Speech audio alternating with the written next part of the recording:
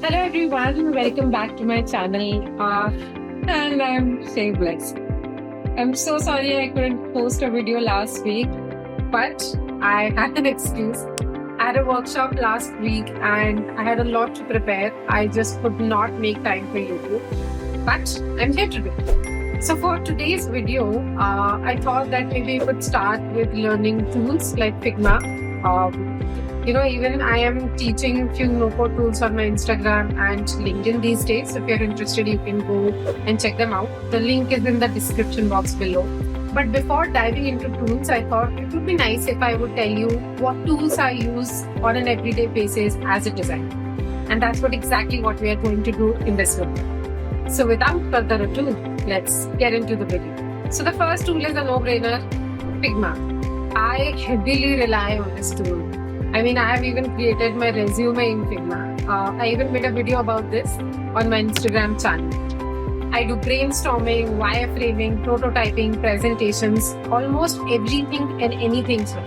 And sometimes I even plan my Instagram and YouTube videos on Figma. So I feel like today I cannot live without Figma. The next tool is Zeppelin. If you have never heard of this tool or have never used this tool, let me tell you, it's really cool.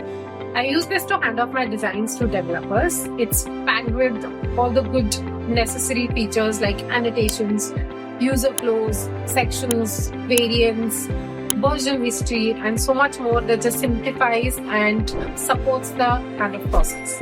Now, few of you might wonder why I use a separate tool for design handoff when Figma already has dev tools.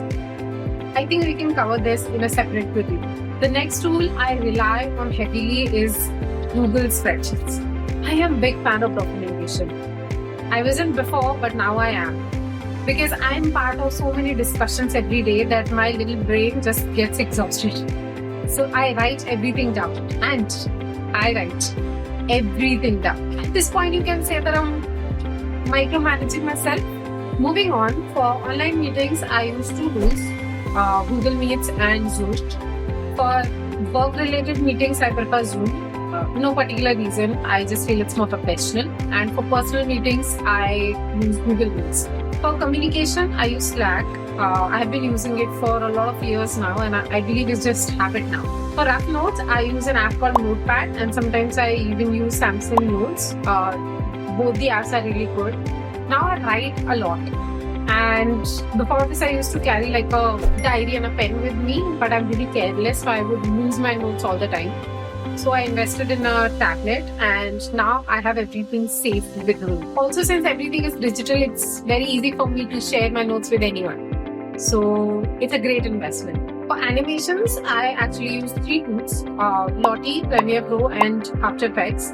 Now I don't do crazy animations, so any of the tools work for me actually. For my real animations, I usually use Figma plus Premiere Pro or After Effects. Depending on the animation that I want in my videos, I choose the tool.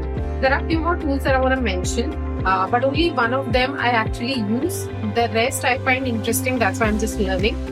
Also, I believe that maybe I can find out ways to incorporate them into my workflows. So the first one is Figma, and finally a no-code tool that I've mentioned. This is such a great tool and it's so easy to learn. If you're already familiar with Figma, learning Figma is going to be a piece of cake. I use this tool for my portfolio. I still remember the first time I came across Figma was through Akhil Kola's portfolio, and it just blew my mind. And since then, I believe I've been using this tool. There's another no-code tool that I like, which is Webflow. I think I have even done a certification of it, which is attached on my LinkedIn profile. However, I believe Webflow resonates with developers more and Figma resonates with designers more. But anyway, it's just an interesting tool, and that's why I'm learning it.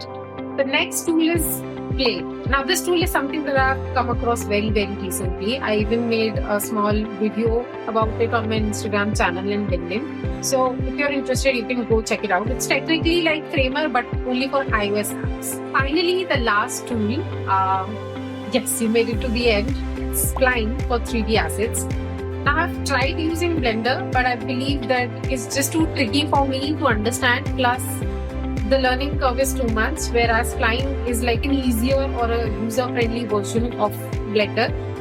So if you're interested in creating 3D assets, please go check it out. And that's it for this video. Thank you so much for watching. Do let me know which tools you use in the comment section below.